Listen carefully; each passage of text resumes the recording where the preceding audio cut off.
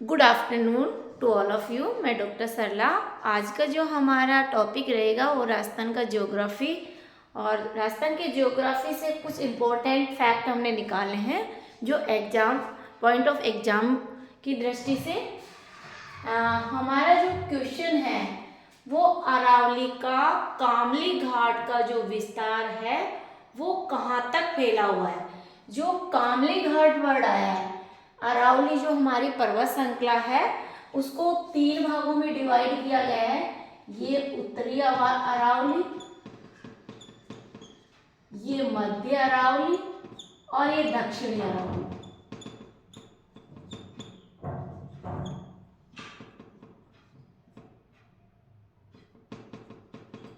तो अरावली का जो कामली घाट है वो का विस्तार है वो राजसमंद जिले से पाली तक है।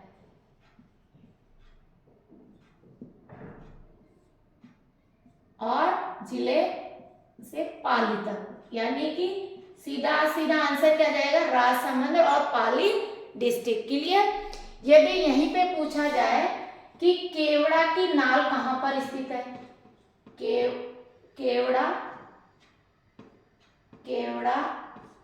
की नाल, तो ये उदयपुर जिले में। ठीक है, केवड़ा की नाल कहां पर स्थित है, उदयपुर डिस्ट्रिक्ट में। ये भी बहुत महत्वपूर्ण क्वेश्चन है, एग्जाम में आ चुके क्वेश्चन है। नेक्स्ट हमारा है अरावली पर्वत श्रृंखला को आड़ा वाला क्षेत्र किस नाम से जाना जाता है। जो हमारी अरावली पर्वत श्रृंखला है उसका जो आड़ा वाला क्षेत्र है वो बूंदी जिले से, आड़ा वाला जो क्षेत्र आएगा वो किस में आएगा, बूंदी डिस्ट्रिक्ट में। ये भी आपको लर्न करना है। नेक्स्ट हमारा क्वेश्चन है राजस्थान में सर्वाधिक नदियों वाला संभाग है।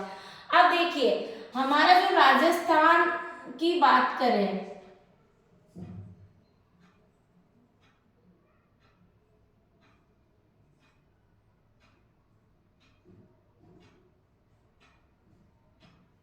तो इन्होंने पूछा है कि राजस्थान में सर्वाधिक नदियों वाला संभाग है।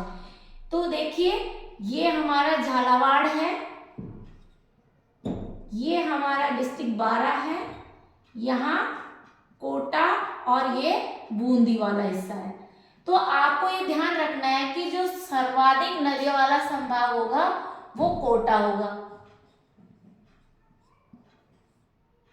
क्योंकि कोटा संभाग में ही सर्वाधिक नदियां बहती है, इसलिए ध्यान रखना। कोटा संभाग वेरी इंपॉर्टेंट है पॉइंट ऑफ व्यू एग्जाम की दृष्टि से।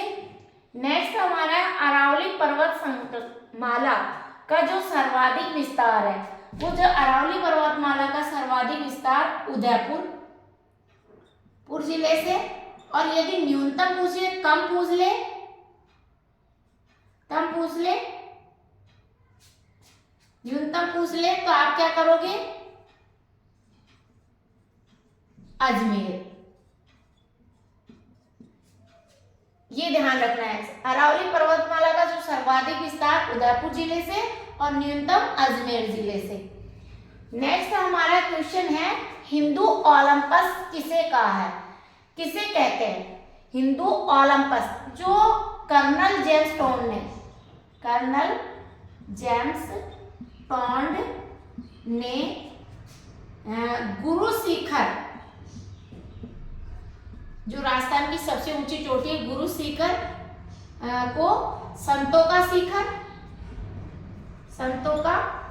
शिखर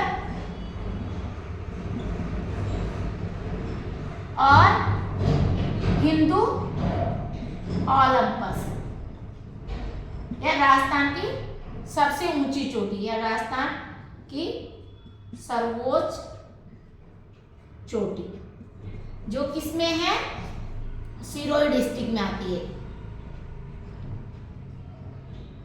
सिरोही जिले में, याद रह जाएगा। और इसकी ऊंचाई है 8,848 मीटर। क्लियर। हिंदू ओलंपस कर्नल, इसको गुरु शिखर है पर्वत को ही क्या कहा है, हिंदू ओलंपस कहा है। किसने, कर्नल जेम्स टोंड ने। और इसे संतों का शिखर नाम भी दिया गया। ये राजस्थान की सर्वोच्च ऊंची चोटी है और जिसकी ऊंचाई 8,848 है। क्लियर। राष्ट्रीय भूवैज्ञानिक स्मारक महान सीमा व्रत संतूर कहाँ पर स्थित है? तो ये भी बूंदी जिले में है। देखिए कहीं पे भी इस तरह के फैक्ट आ जाते हैं तो आपको फैक्ट ही लर्न करने। अगर आरएस का मेंस दोगे तो कुछ फैक्ट अगर उसमें डेटा फैक्ट उसमें डालते हैं तो आपका जो क्वेश्चन का वेट है, जो क्वेश्चन का आंसर का वेट है वो ज़्यादा हो जाता है, यानी उसमें ज़्यादा स्कोरिंग होते हैं, अच्छे नंबर्स मिलते हैं। तो ये ध्यान रखना चाहिए कि हमारे जो बेसिक चीज़ है इनको लर्न करना बहुत अनिवार्य है। फिर अब देखिए हम राजस्थान का जो भौतिक है तो हम ज्योग्राफी की दृष्टि से हमारी राजस्थान के दो भूगोल नेता हैं, राजस्थान का जो ज्योग्राफी लिखा है तो उन्होंने राजस्थान का जो भौतिक वर्गीकरण आधुनिक परिप्रेक्ष्य में डॉक्टर हरिमोहन सक्सेना और डॉक्टर तिवारी ने 1994 के आधार पर इसको 4 भागों में वर्गीकृत किया है। कितने भागों में वर्गीकृत किया है? 4 भागों में वर्गीकृत किया है। अब ये 4 पार्ट्स कौन कौन से हैं? नंबर 1 उत्तर पश्चिमी मरुस्थल, उत्तर पश्चिमी मरुस्थल। सेकंड है अरावली, वेरी इंपॉर्टेंट क्वेश्चन है, अरावली पर्वतीय प्रदेश।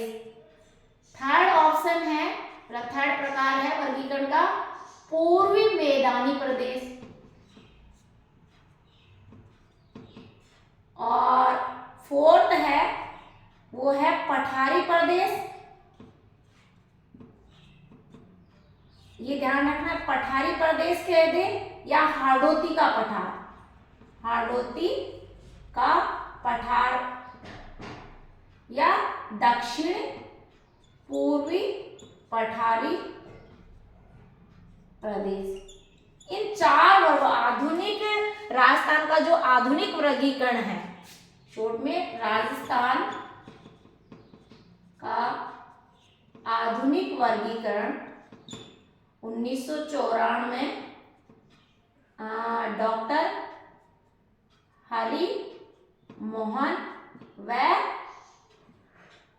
हरिमोहन और प्रोफेसर तिवारी ने 4 वर्गों में वर्गीकृत किया है। उत्तर पश्चिम मरुस्थलीय, अरावली पर्वतीय प्रदेश और पूर्वी मैदानी प्रदेश, पठारी प्रदेश या हाड़ौती का पठार।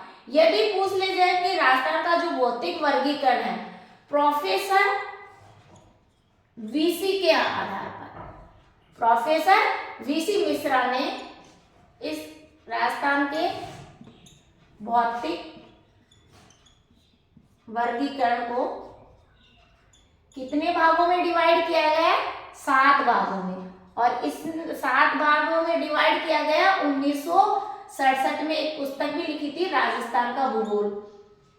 ये भी राजस्थान का भूगोल इनकी किताब का नाम है, बुक का नाम है। 1967 में राजस्थान का भौतिक वर्गीकरण को इसने 7 भागों में डिवाइड किया है। फर्स्ट भाग हम बात करें तो सूक्ष्म प्रदेश, रटना नहीं, बिल्कुल समझना है। प्रोफेसर वीसी शर्मा ने पहला जो राजस्थान का भौतिक वर्गीकरण दिया है उसका पहला पार्ट क्या कहा कि राजस्थान कैसा है? सूक्ष्म प्रदेश है। फिर अपन दूसरा इसको डिवाइड करेंगे अर्ध सूक्ष्म प्रदेश,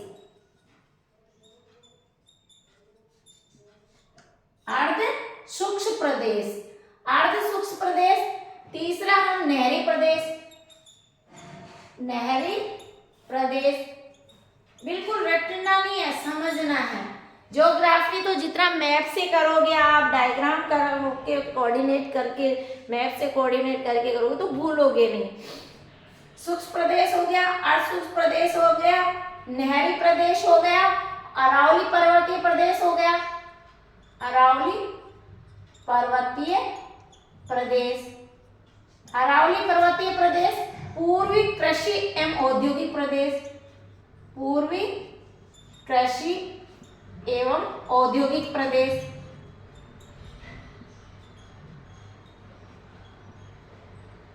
पूर्वी कृषि एवं औद्योगिक प्रदेश, अरावली पर्वतीय प्रदेश, नहरी प्रदेश और उसके बाद में 6 हमारा क्या हो जाएगा, चंबल, जो हम कह रहे हैं चंबल, ये भीड़ प्रदेश, चंबल या भीड़ प्रदेश। और 7 नंबर का हमारा हो जाएगा दक्षिण पूर्वी कृषि प्रदेश, दक्षिण पूर्वी कृषि प्रदेश।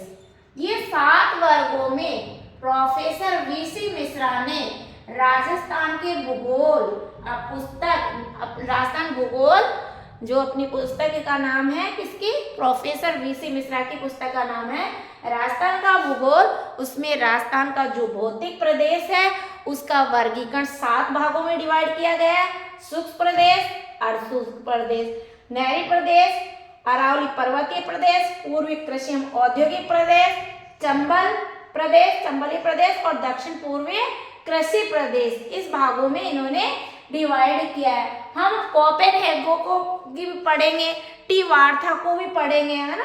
तो हमारी जो नेक्स्ट क्लास होगी उसमें कोपेनहेगन, टी वार्था को पढ़ेंगे। एक क्वेश्चन और है, बार बार स्टूडेंट कर रहे थे, देखिए राजस्थान में 17 मार्च, ये और लर्न करना है, 2023 को राम लुभाया समिति की सिफारिश पर, राम लुभाया